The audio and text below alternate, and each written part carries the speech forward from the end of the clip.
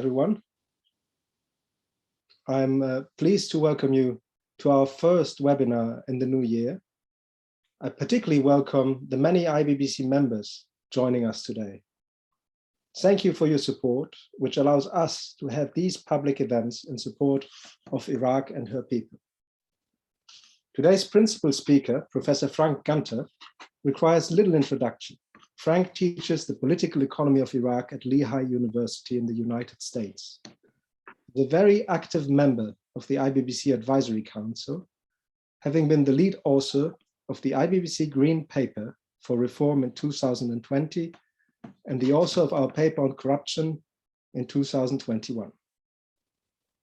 Today, Frank will be presenting the second edition of his standard work entitled The Political Economy of Iraq, Restoring Balance in a Post-Conflict Economy. Following Frank's presentation, Lizzie Porter, senior correspondent at the Iraq Oil Report, will be discussing Frank's finding with him and moderate a Q&A with the audience, picking up your comments and questions from the chat. Lizzie is based out of Baghdad and covers politics, the energy sector, climate change and security issues, and frequently conducts interviews with the country's most senior leaders. She's well traveled in the Middle East and has been working for some of the best known British newspapers, including the Daily Telegraph and the New Statesman. This meeting is on the record and a recording of it will be published on our website later today. With no further ado, I'm pleased to invite Frank to start his comments. Frank, over to you. Thank you, Christoph. Greatly appreciate it. I'd like to start off by thanking Baroness Nicholson, the president of the Iraq-Britain Business Council, and Christoph Michaels for their support in allowing me at conferences and on this webinar to present my research. I'd also like to make it clear that my remarks today do not reflect those of the IBBC or Lehigh University or any other academic, business, or governmental organization. They are my own. Just one of the questions I've gotten is, what is the biggest challenge? What is the biggest issue facing Iraq or facing the political economy of Iraq? And my answer is that it's the large number of unemployed and underemployed in the country. Every year, about 900,000 Iraqis become old enough to start working. Now, there are jobs that are opening up because of retirements, because of deaths. Iraq still has a very, very low labor force participation rate among women. But minus those 900,000 Iraqis becoming old enough to work means that every year Iraq has to create 340,000, a third of a million more new jobs just to keep the number of unemployed and underemployed from rising. Until 2014, the Iraqi government had a deliberate policy of being the employer of first resort, of every year creating enough jobs, enough government jobs, so that definitely the college graduates, but to provide enough government jobs to keep provide employment for all these 340,000 new people coming in. The result, as everyone knows, is an extremely bloated government payroll. And since 2014, with the collapse of oil prices and the incredible damage and expense of the war with ISIS, the government of Iraq cannot afford to create these jobs anymore. So where does that leave us in 2022? Nobody knows for sure. My guess is, my estimate is that 80% of the young men in Iraq are either unemployed or underemployed. This is, the effect on the economy is serious. These are good people that are not contributing to the economy, but also this has to be politically destabilizing, as you have a large number of young men who look forward into their future and they realize that they have a high chance that they'll never have a good job, and therefore may have a high chance of not being able to establish a family of their own. So if you were to ask me what is the biggest challenge, the challenge is the private sector has to be created. We have to have a vibrant private sector in Iraq to create the jobs for all these young people coming in. This is not a one-year problem. One way of thinking of it is that the young men and women who will be looking for employment in 2035 have already been born. They're already out there. So this is not a one-year problem. This is a problem going out for the decades. Thank you. Thank you very much, Frank. Hello, everyone. Good morning, good afternoon, wherever you are in the world. Greetings from Baghdad.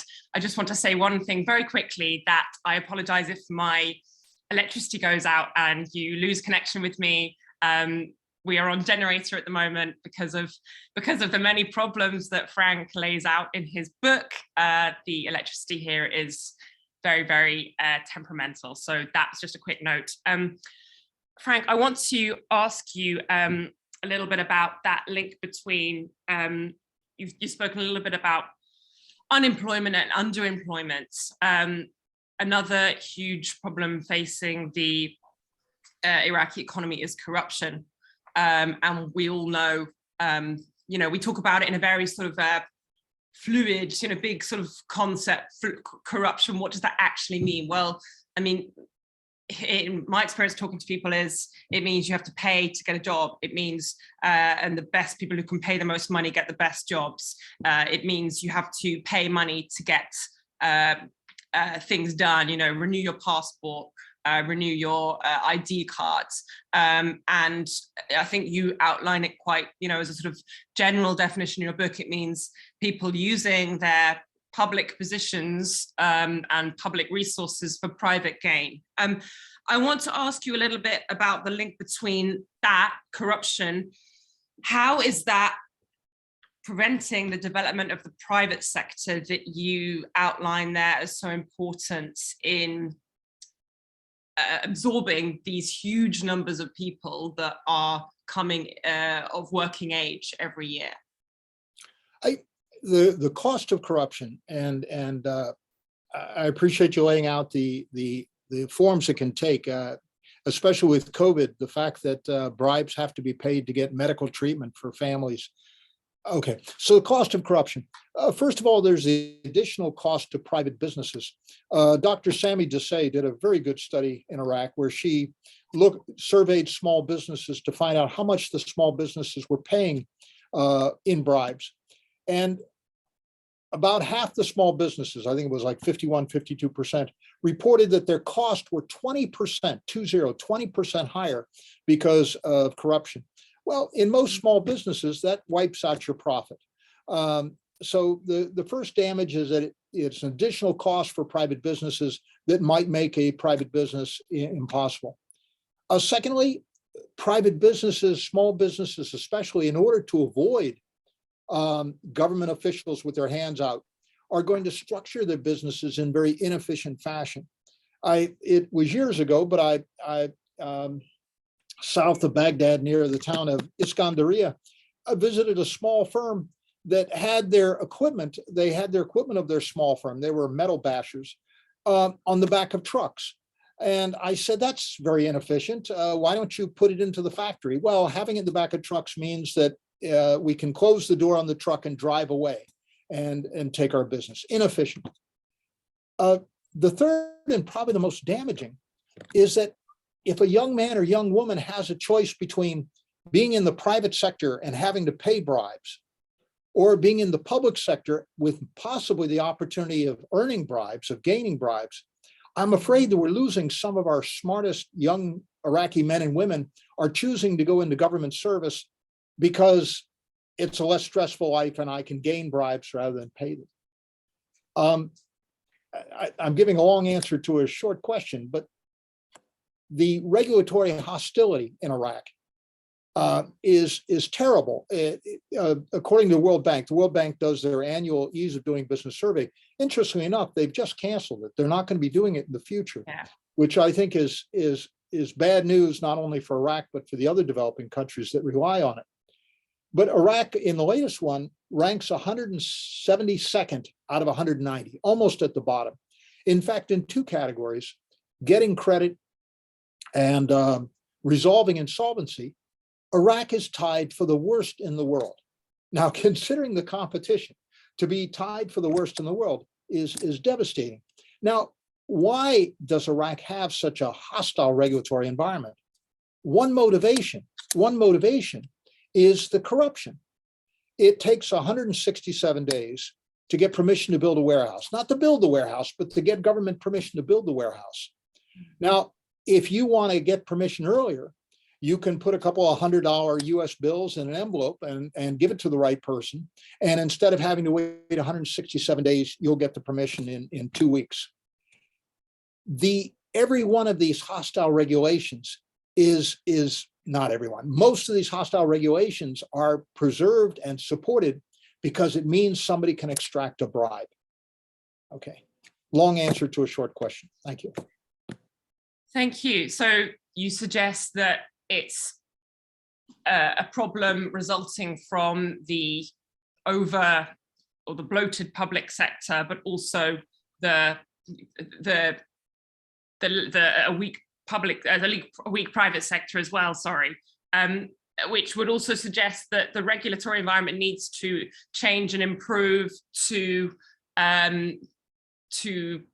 support the private sector and to mean that there are not the same benefits in terms of being able to take bribes, but the same benefits in terms of a relatively reliable, good salary, then you're not going to get sacked, and a pension and benefits that you get in the public sector, in the private sector, which would require passing of legalization laws to allow that, to strengthen that private sector, which for that, you need a parliament and a functioning government that can pass laws, which I guess takes us back to where we are at the moment, which is lots of government changes and not a parliament that can't really function because of political disputes and people, different groups wanting to make sure that they have their piece of the economy or piece of the pie, I guess. We've got a question in the chat, and I would just like to take this opportunity to say that we welcome questions.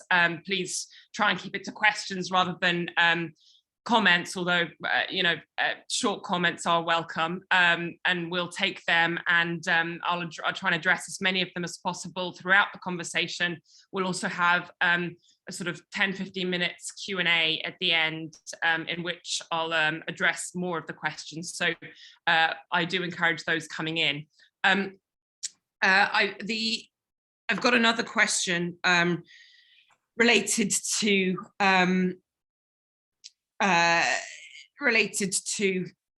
corruption. Again, you mention in your book the role of the media in tackling corruption, and I was a journalist, I'm biased in that sense. I'm keen to hear more about what you think of the role of the media and how the Iraqi media in particular could tackle subjects of corruption, and what are the risks involved for Iraqi journalists in doing so? This is, that's a very difficult question. The two things. First of all, in the news stories, in the editorials, in the cartoons, the media has been very much anti-corruption. This isn't talking about Iraqi, Arabic language media. Yeah. Iraqi media, very anti-corruption. Mm-hmm. And this is new. This goes back to 2003. What is needed, and I guess I'm being greedy here talking this as a researcher, what is needed is more of the investigative journalism that actually names names. We had the flood up in the KRG in Erbil, and it's believed that there was some corrupt activities disturbed the drainage system. What we need is the investigative journalism that names names.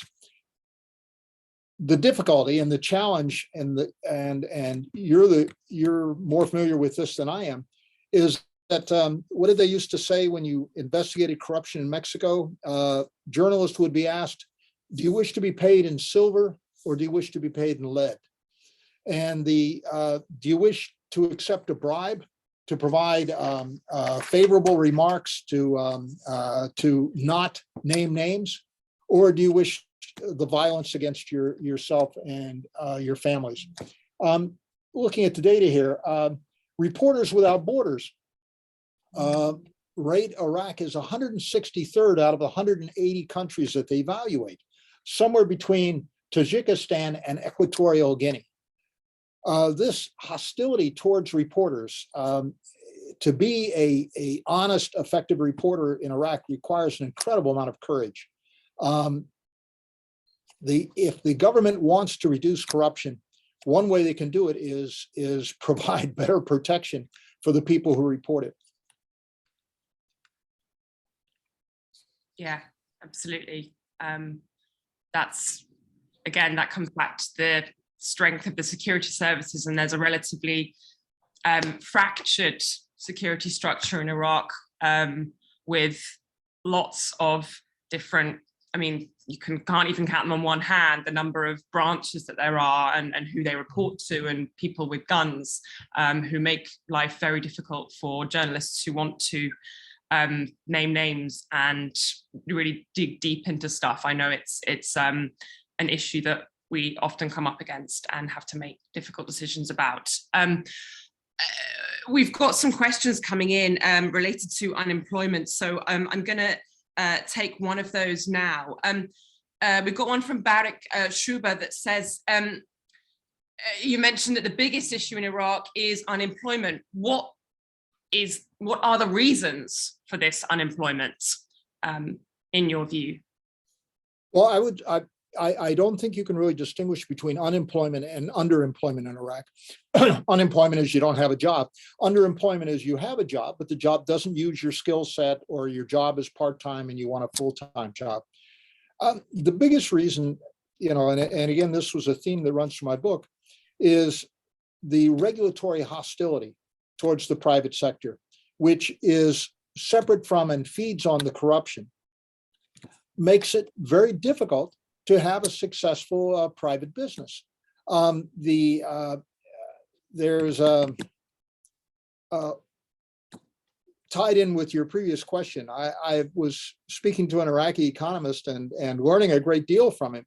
And I said to him, why am I writing this book? I said, you should be writing this book. You know a lot more about the country than I do. And he laughed and said that, well, at the end of the day, you get on the plane and you go back to New York City. He said, I have to stay here. I have to work here.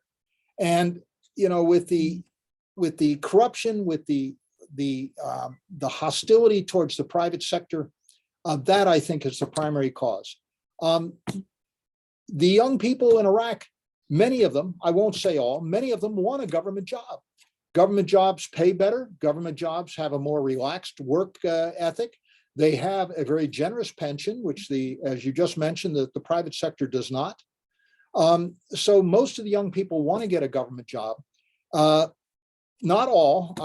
At the station, at the ARC, various entrepreneurship incubators, you see young Iraqis that want to stay in the private sector, who want to be entrepreneurial.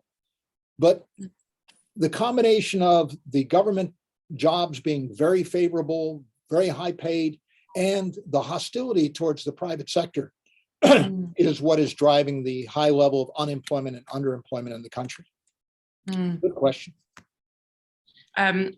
What are the top 3 or 5 things that the new government of Iraq, we haven't quite got a cabinet yet, but I mean, again, in these periods of time that Iraq spends without a government where or we've got a sort of what's known as sort of lame duck government that can pass decisions, but it's in between at the moment, because the new parliament has been sworn in, but we don't have a new cabinet. In these periods of time, time ticks, the clock ticks. When this new government, when the new cabinet is appointed, what are the 3 to 5 things that they should focus on to come out of the corruption loop? And that is a question from Bashar Kassab Hassan. Wow, these are tough questions. What happened to easy questions? Don't we get any easy questions? 3 to 5. Let me focus on 2. First of all, the anti-corruption effort. We know what works, we know what fails. There are many countries around the world who have tried to significantly reduce corruption. Nobody has eliminated it, but have tried to significantly reduce it. If your anti-corruption effort, excuse me, is limited to putting up posters in government offices saying don't be corrupt and arresting a few high-level officials, then they're going to fail. They're going to fail. If you're going to have a successful anti-corruption effort, it has to include such things as, first of all, providing the resources for your anti-corruption agencies. Among the 7 or 8 anti-corruption agencies in Iraq, as an outsider, I think the most successful has been the Commission of Integrity. And the Commission of Integrity requires the financing, requires the access to the good people. They should be reinforced. Again, on the corruption, you have to change the culture. And you don't change the culture when somebody is 27 years old and already working for the government. You change the culture when they're elementary school. You change the culture by having anti-corruption themes in not only in Friday sermons, but anti-corruption themes in soap operas, in anti-corruption themes in elementary school classes. Now, the COI, the Commission of Integrity, is actually putting together instructional blocks for elementary schools. That's good.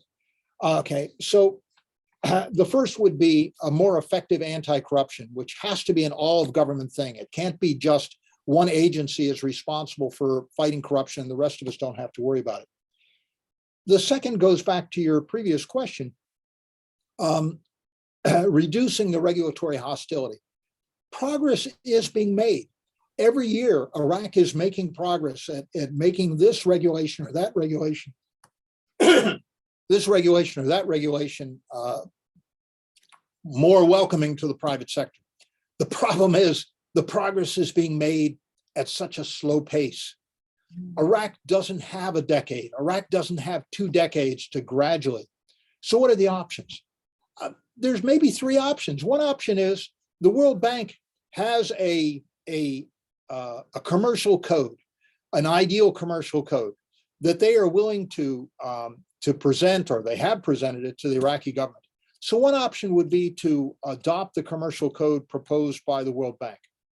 Okay, maybe that commercial code is not appropriate for the Middle East. Maybe it's inconsistent with the framework, the structure, the beliefs of Islam. Okay, so another option, the Emirates. The Emirates don't have a perfect commercial code. I think they rank about 53 or 54 on the ease of doing business, but that's much better. That's much better than Iraq. And this is a commercial code which is consistent with the society, the culture.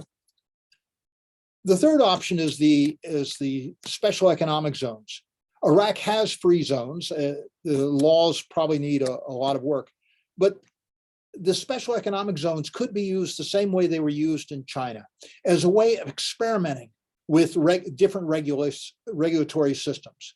So take a chunk of Iraq, take Sulaymaniyah, and adopt a commercial code that is less hostile to the private sector. See what works, see what doesn't work, and then you have the potential. Then you have the potential of expanding it nationwide. So the question asks for 3 to 5, but I would focus on 2. First of all, putting the energy and the political, it's going to require political will into the anti-corruption effort. And this anti-corruption strategy is not 1 or 2 things, it is in all of government. And secondly, reducing the regulatory hostility. If these 2 things were done, I think it'd be a much more optimistic future for Iraq, especially since it'll allow the private sector to create the new jobs that are necessary. Thank you. Thank you. I'm going to move on a little bit from the discussion around corruption and underemployment now, because there's a lot to get through. Another of the main topics or the main chapters in the book is preventing Al-Qaeda 3.0. You describe how Iraq was really overtaken with violence of Al Qaeda in cities like Mosul in the civil war, in the and between various factions in the mid 2000s, and then 2014 we have ISIS again, and what can be done to prevent that happening again. Essentially, you mentioned sort of the economic ties between violent extremism and economic opportunities and underemployment. But what kind of extent can we really prove in the Iraqi context that there is a link between economic hardships that people face and a tendency towards violent extremism? Because I'm reluctant to sort of say, oh, well, all people, oh, Iraqis are going to definitely, be violent if they don't have jobs, which is not a nice thing to think, and not necessarily true. So I want to sort of pick into a little bit the links that can be proved. Proof is a very high bar. Proof is a very high bar. Yeah. But I think there are at least three pieces of evidence, and I guess I should start like you. I am not a Marxist. I am not a believer that the economic situation determines politics and society and everything else. But I think there's three pieces of evidence that support the view that high levels of unemployment lead to political instability.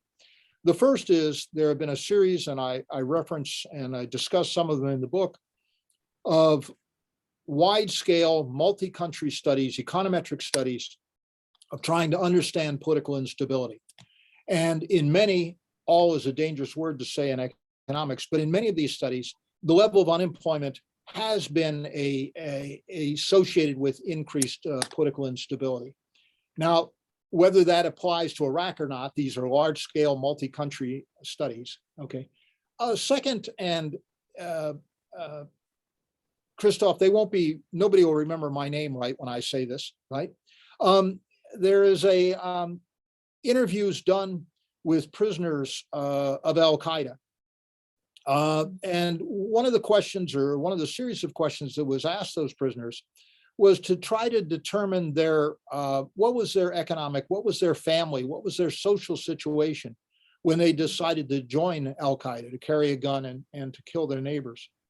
And a very large proportion had little or no family associations. They weren't married. They didn't have children. And a large proportion were unemployed or considered themselves to be severely underemployed.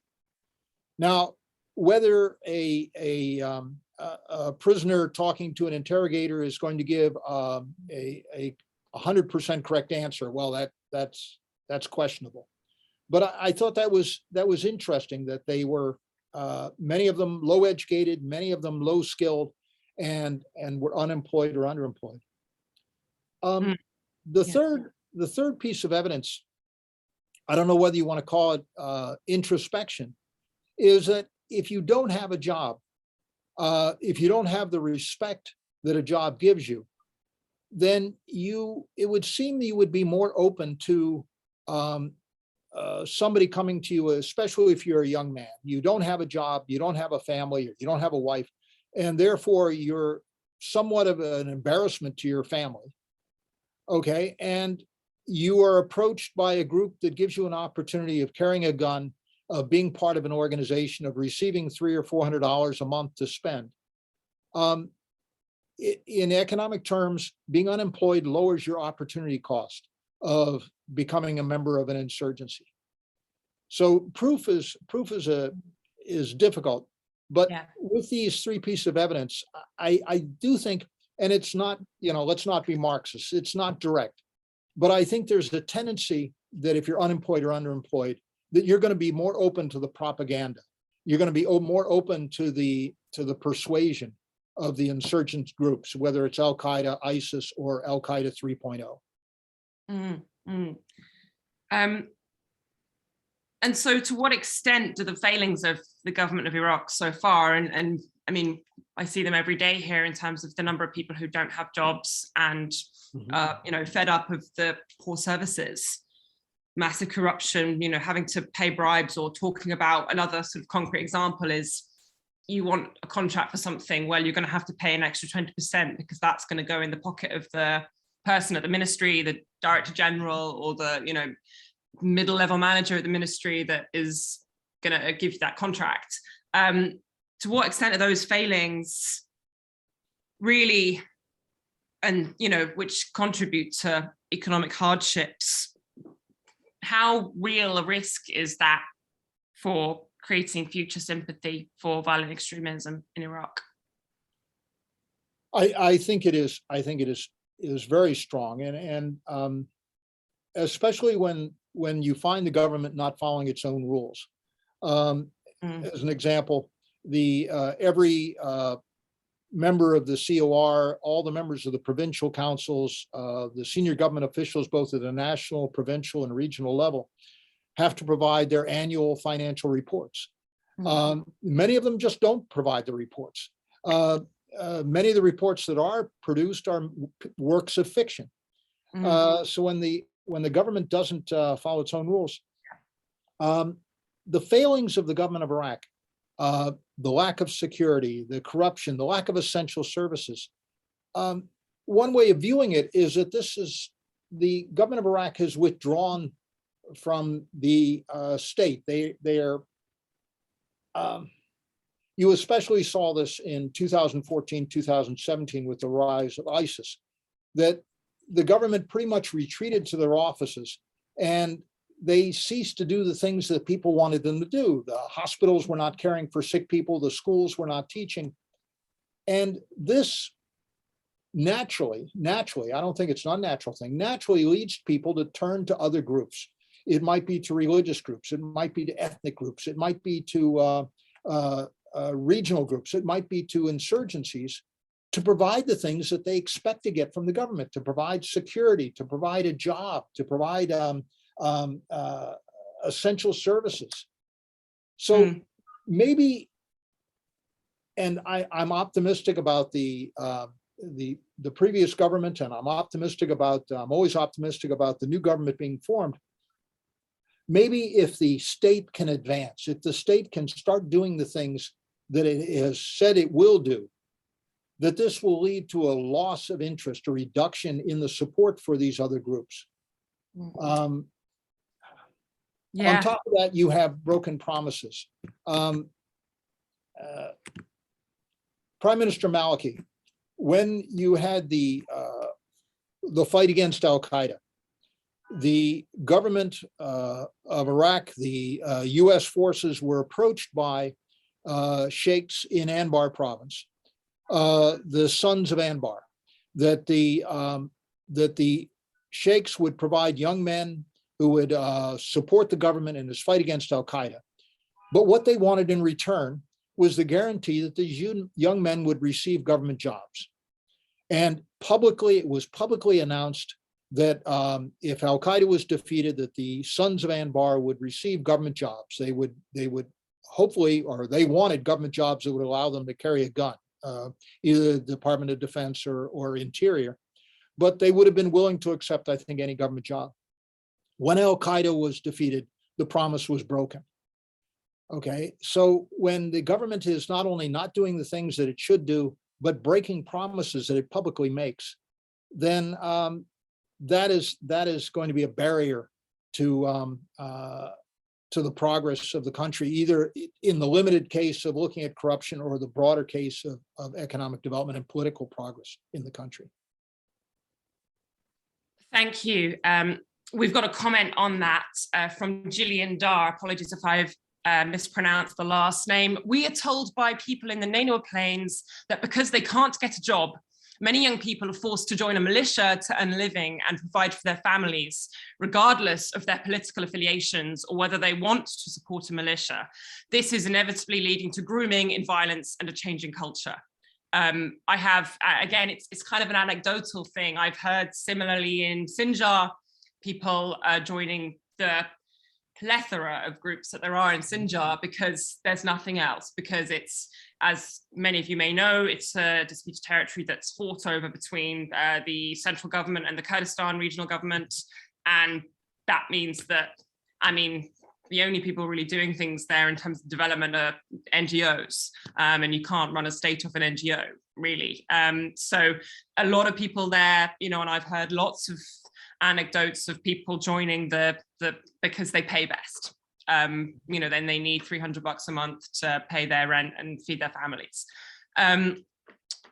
Slightly differently, but very much connected to political violence in another sense, is the lack of services and corruption and government failings leading to the big Tishreen protests that started in 2019 and continued throughout 2020, that led to killing and violence in another way, that was militias and men with guns of various stripes killing protesters. And, you know, the numbers vary, but, you know, 600 people, thousands of 20,000 injured, that led to violence in another respect, which I think it's received a lot of media coverage, but I think, I don't know, I get the sense that a lot of the thoughts around political violence in Western government circles is, oh, you know, the need to stop ISIS coming back, or, you know, the need to stop Al-Qaeda coming back, when actually, I think, and I don't want to speak for Iraqis, but the things that they tell me is, well, we also want to stop the militias killing us. And yeah. In Nineveh province, what is it? There's, I saw one study that showed there was 14 different armed groups in the province.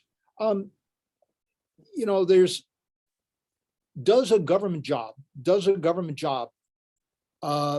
reduce violence? Now, the World Bank, the international organizations, one of the reasons that they push, not just in Iraq, but worldwide, government employment programs, is that they believe a job is a job is a job.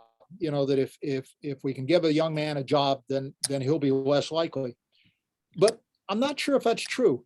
One of the things you see in Iraq is that many of the young men have a job, not because they always wanted to work for this ministry, but because their uncle or a friend or a religious leader or a relative was able to get them the job. So their loyalty is not to the Iraqi people, their loyalty is not to the ministry, their loyalty is to their uncle or their friend or the organization that was able to get them this government job. So the government might be paying the same people who are either through corruption or support of the insurgency groups trying to undermine Iraqi society. One way of, you know, during a riot, if a building is going to be burnt down, one of the strange things you see is that government employees will stay away because they know that if their office is burned down, they still have a job, they're still going to be paid.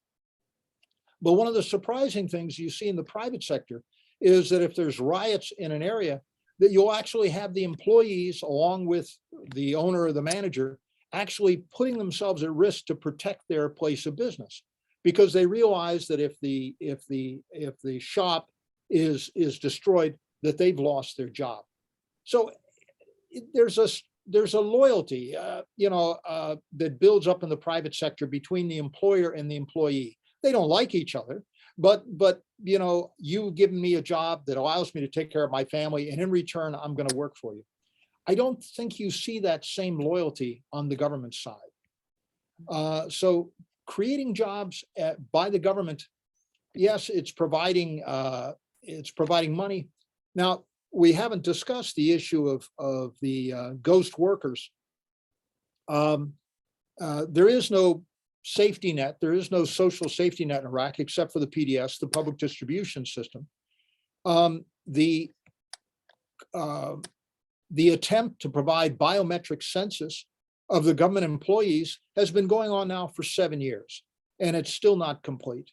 As we saw when the army collapsed in 2014 against ISIS, as you see in the employment of the state-owned enterprises, many of the workers are either working 2 or 3 jobs and getting paid for 2 or 3 government jobs and getting paid for all of them, or they might have a government job and work in the private sector, or they may not exist at all.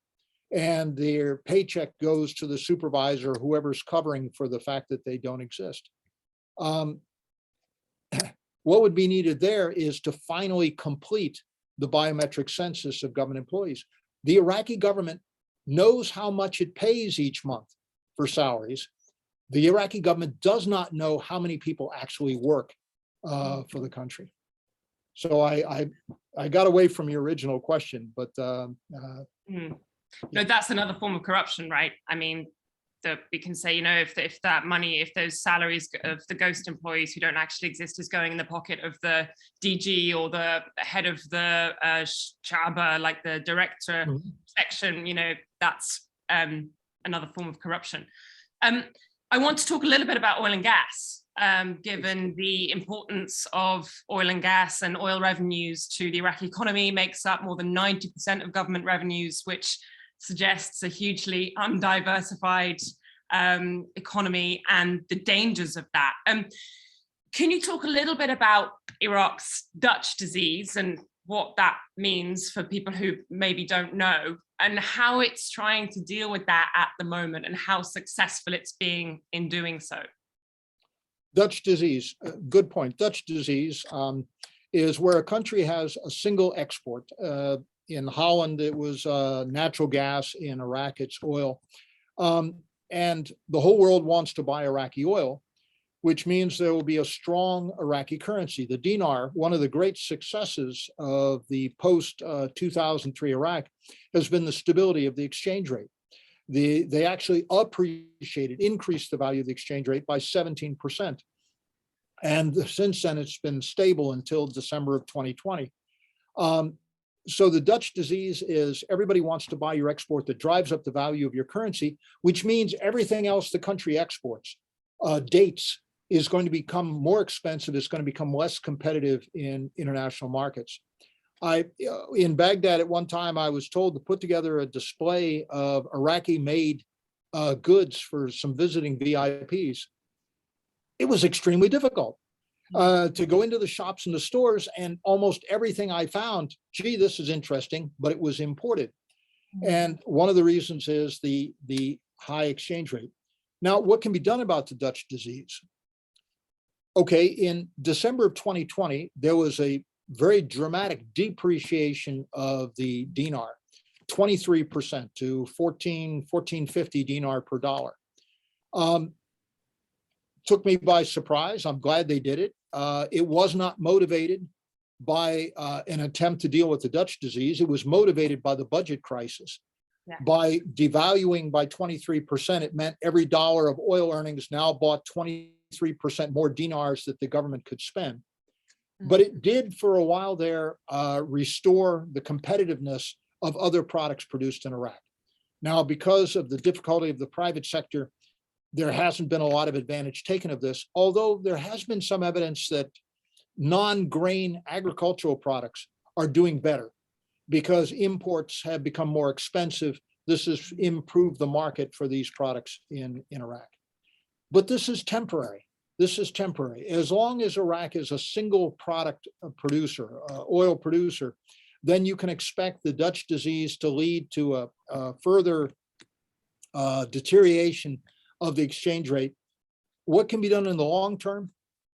In 2005, when they were considering the Constitution, one of the things that was discussed was establishing a sovereign wealth fund that, like Norway, like Saudi Arabia, like the state of Alaska, that the Iraqi government would take every year some of the oil money and invest it in a diversified portfolio overseas. First of all, this would prevent Dutch disease because it would prevent the Iraqi currency from strengthening because the money wouldn't be coming into Iraq.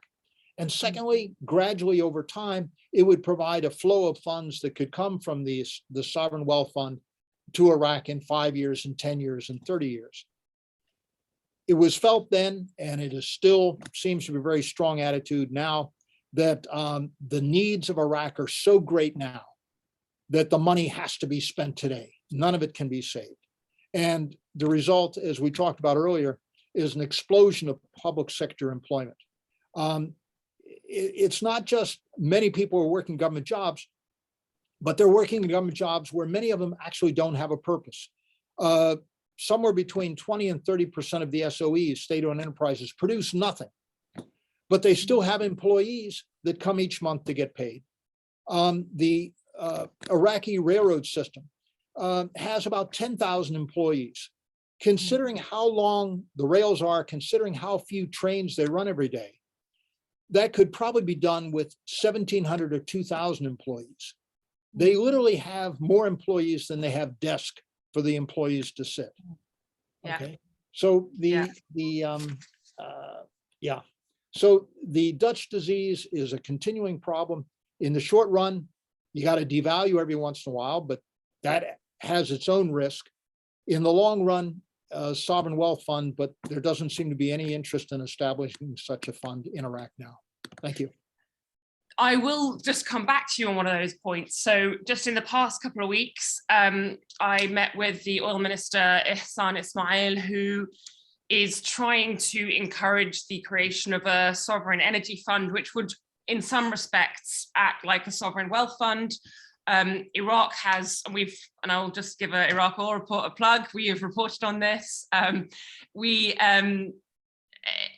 Iraq has just finished paying off its payments that it had to make to Kuwait for the invasion 30 years ago, which came to $54 billion, I think. And the way that was done was it was taken, I think, up to 3% of Iraq's oil revenues was taken out via the UN and paid to Kuwait.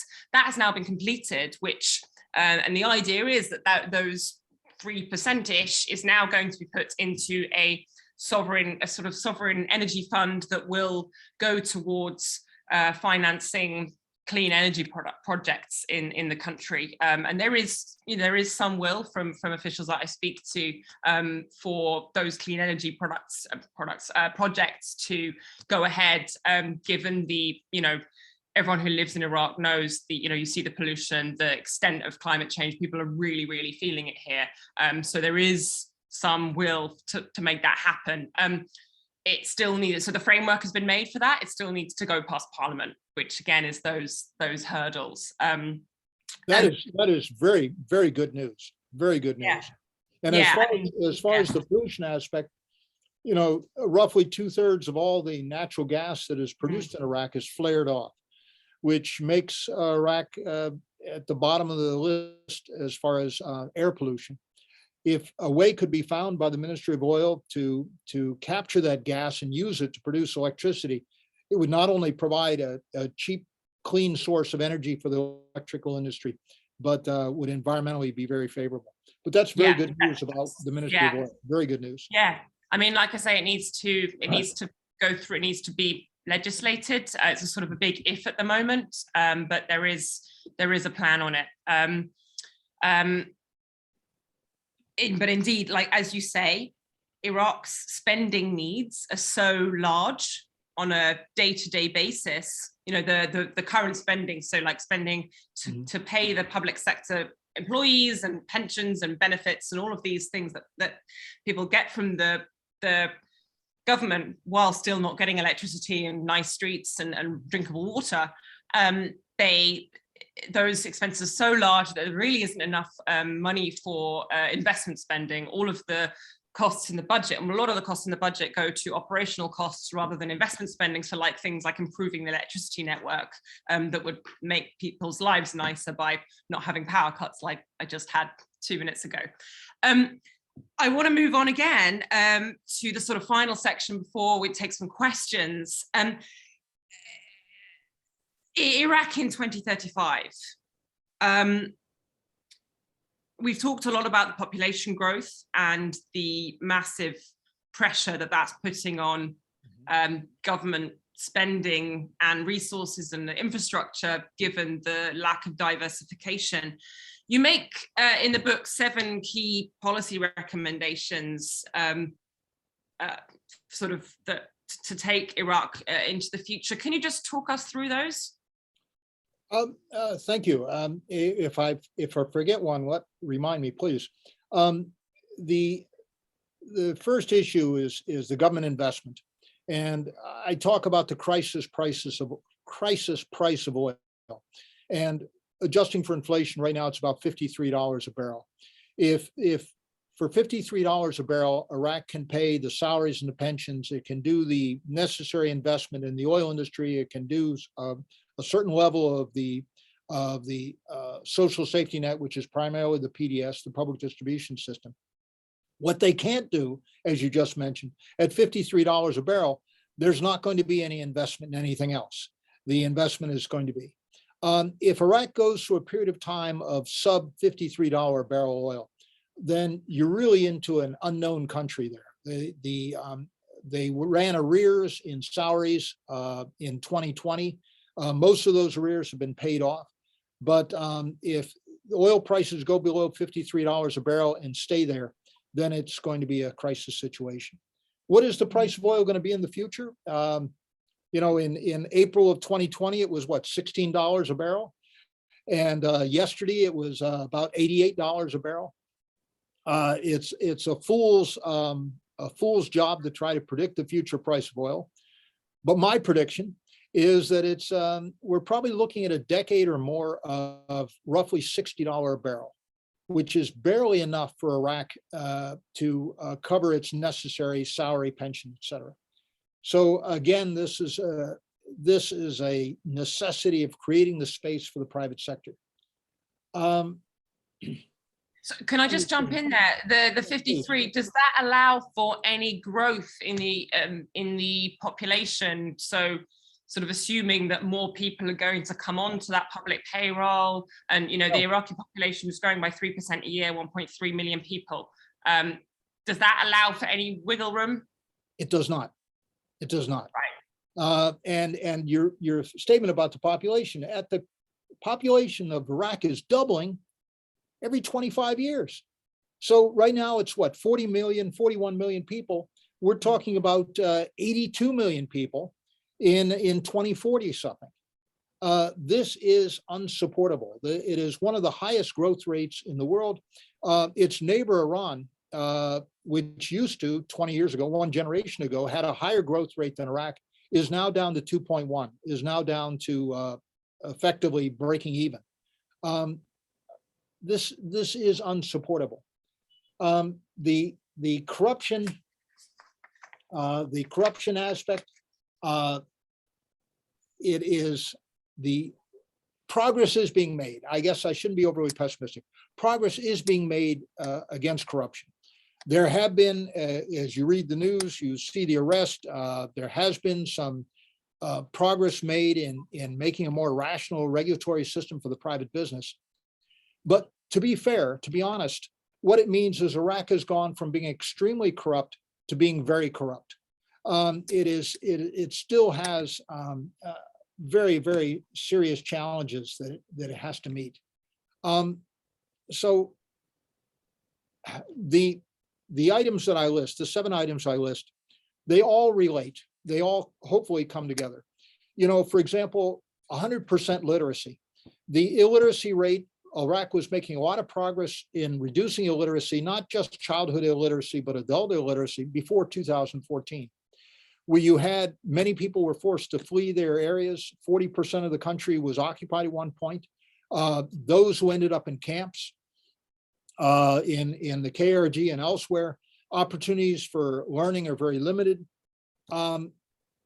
If you could increase the literacy to 100%, which is not impossible, other countries have done it that have less financial resources than Iraq, then that not only would increase the opportunities for private sector employment, you would have a skill set that would be valuable, but also it tends to reduce corruption around the world. If you're illiterate, then you're a victim to the first person who waves a paper in front of your face, the first government official that waves a paper. If you can't read and write, then you're just a victim of corruption. The high oil prices that Iraq has now provide a great opportunity for the new government.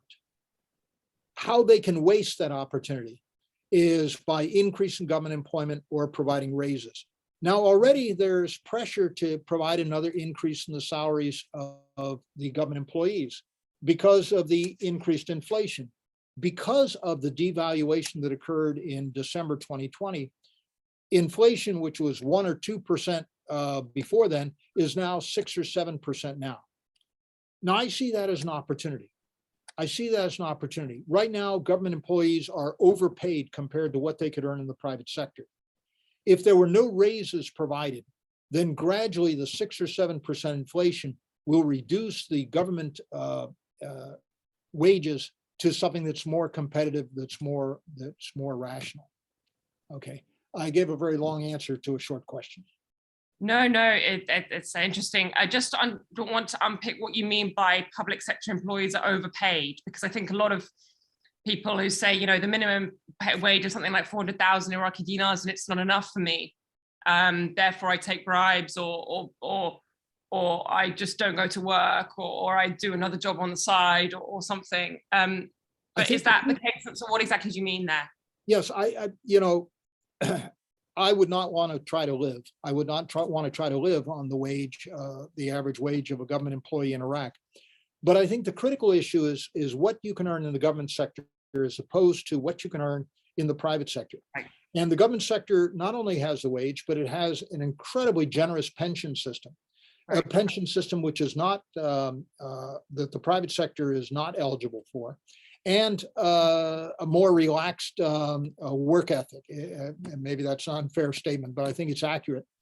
That you know, if you're one of the 10,000 employees of the Iraq railroad system, it's likely that you're not working very hard or very many hours a day.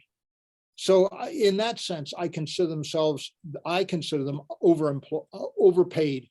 They are paid too much compared to what you could earn with the same skill set in the private sector, right, and a more generous pension and other benefits.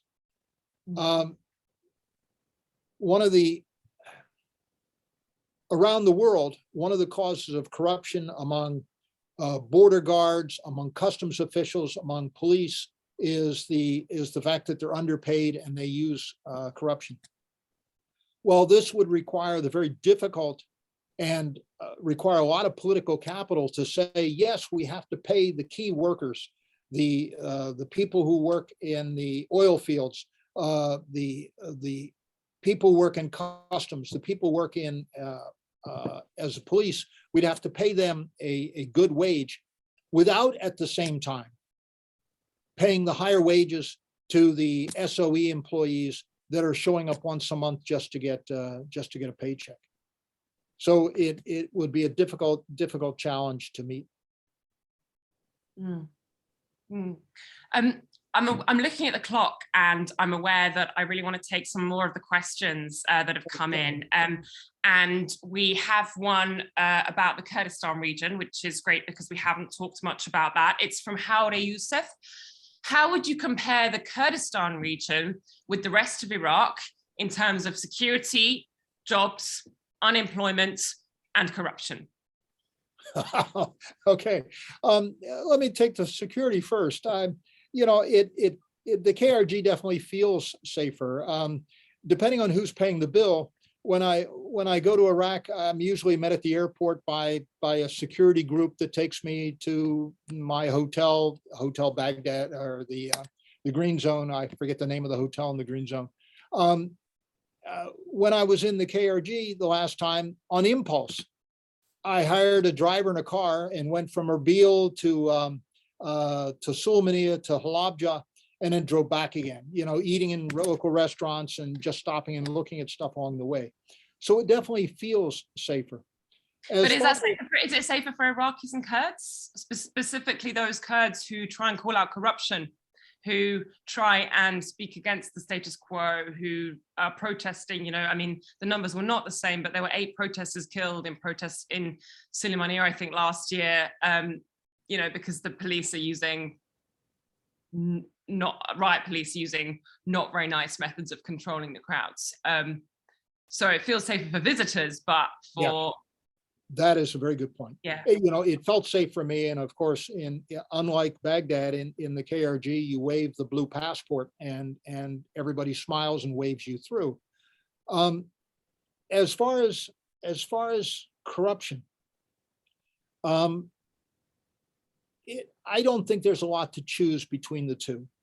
The level of corruption in both the KRG and the other 15 provinces, and there's a lot of difference between city and city and province, I accept that, but it appears to be high.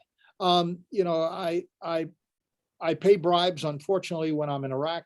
Interestingly enough, there's nothing on my expense reimbursement form from the university for bribes. I don't know why that is.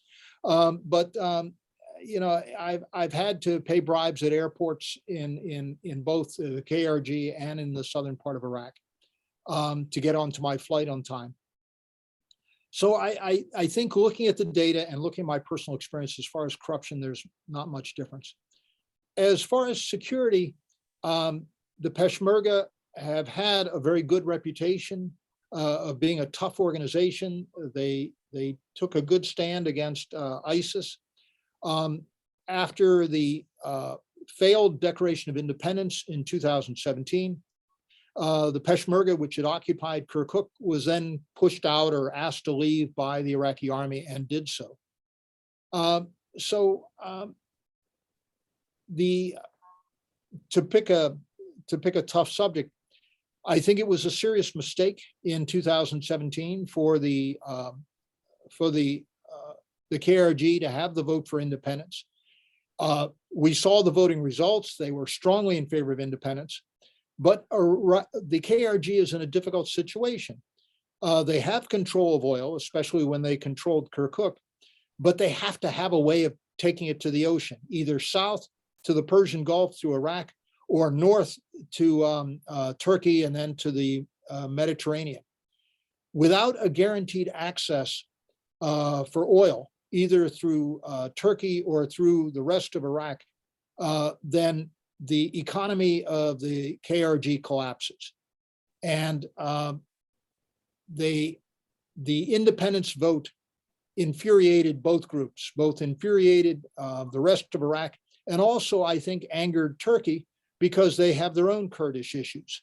And they didn't want such a independence movement to spread. So I guess to summarize, as a tourist, as somebody doing research, as a businessman or woman, it is probably easier to do such work in the KRG. But as far as corruption, I don't think there's much to choose between them. And now I can no longer go to either one. Yeah. And in terms of the unemployment and corruption and what that makes people feel, I mean, in the past couple of months, we've seen thousands of people, Kurds, try and leave by any route they can. And as soon as the Belarus route opened up into Europe, people left and risked their lives and their life savings to leave the KRG, which in some people's view might be seen to say, well, people are taking any route out that they can. Yes. Iraqi researcher that I know put it very well. He said, if there was stability and jobs and people felt like they didn't have to pay bribes or experience such corruption to live, then they wouldn't have left. Mm-hmm. Thousands of people. And that really, I think, has raised a lot of questions for the KRG, it's sort of the institutions within it. I've got one more question on. If I could make a quick remark. You mentioned the protest in Baghdad and elsewhere that led to 600 or 700 mostly young people being killed, and the protest in the KRG in Erbil. In a sense, those are there's not been many protests in Erbil. I would just like to point that difference out between. There's not been that many protests in Erbil. A very small Suleimania. There have been large movements over various student issues and things. Sorry, carry on. In a sense, that's an optimistic thing, that the young people are realizing that the country is not going in the direction that it should go, and they're willing to put, in some cases, their lives at risk to try to create a better Iraq. So, in a sense, that might be optimistic. Lizzie, I think we're running over by quite a lot already. It's sure. About 5 minutes past 1 now in London. It's a really lively and interesting conversation, and there are many questions in the chat, but it's important we finish on time. So you want to ask one more question, or shall we? That was my plan. Yeah, Okay. one more question, which is about the banking system from Safa Saeed. In many countries, financial inclusion often improves overall outcomes in different sectors and industries. How soon do you think the banking system in Iraq will be for a tangible positive change? And that's quite a big question, but I guess a few remarks on how or improvements and reforms within the banking sector might help the Iraqi economy to be more stable and diversify overall. I don't think we can expect a lot of progress from Rafadan and Rashid. They are, it's been a while since I've seen a good audited account of either bank, but I suspect their situation is still very bad. And just to make that clear to people who don't know, sorry, those are the two big state banks, Iraqi state banks, are Al-Rafidain or Rashid. The microfinance is doing good work, but its scale is so small that what could be done in the short run? One would be to open up the door to foreign banks. There are, 17 foreign banks that have subsidiaries in Iraq. There's no reason why that couldn't be 70. The banking system of Iraq, and I discuss this in one of the chapters of the book, most of the loans are made either to government organizations, to SOEs, or to government employees. And one of the problems is that they lack a system where you could look up a name and say, oh, this person is a good risk or this person is a bad risk. This company is a good risk, this company is a bad risk. And that's lacking in Iraq, and that's been noted by the World Bank and others.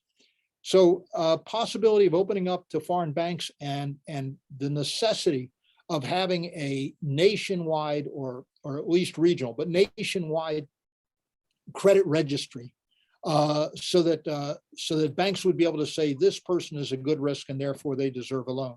Right now, small businesses get most of their expansion money from relatives, which is not a terribly efficient way of doing it. Mm-hmm. Thank you very much, Frank. I'll pass back to Christoph. Well, talking about banking, our next big public conference is going to be in the city of London on the 24th of May at the Mansion House, and the governor of the Central Bank of Iraq and a delegation of private banks is going to come to the UK. So I hope that both of you and many in the audience will be able to join us on that occasion. Thank you both. Thank you, Frank, for this excellent presentation. Thank you for your answers to often very difficult questions. Yeah. Lizzie, thank you for your insights also from Baghdad. I think you've done a tremendous job here, and your comments as well. I mean, you've added a lot to the discussion. And thank you to our audience. I think we haven't been able to answer a lot of the comments and questions in the chat, but that's the nature of the beast. That's how it goes. And this is just a glimpse, I think, of the wider discussion. And I thought I should just leave you with a quote, which I find fascinating, from Frank's preamble, introduction of his book. And I think you're quoting one of your colleagues, Frank, by saying that countries generally die from suicide and not murder. And in other words, that means that Iraq needs to help herself, and that foreign intervention cannot solve the difficulties of the country. And as IBBC, we're here to support, to give some help. And I hope we make a difference. So thank you to you all, and thank you to our two panelists, and see you soon. Thank you. Thank you. Goodbye. Bye-bye.